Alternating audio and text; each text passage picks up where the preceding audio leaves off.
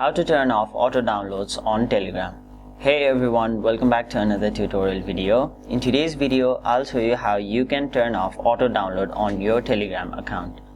So, whenever some people send you a photo or video on Telegram, your app will automatically download it. So, in this video, I'll show you how you can disable that. So, to do that, tap on the three lines on the top left corner of your screen. After that, tap on Settings. Now you will be taken to this page where you'll have to tap on the option Data and Storage.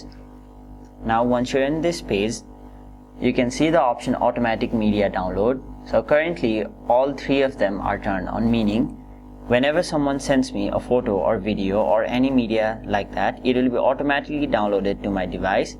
So if I want to stop that, simply disable all of these three options, and now even when somebody sends you a photo or video, it won't automatically download to your device.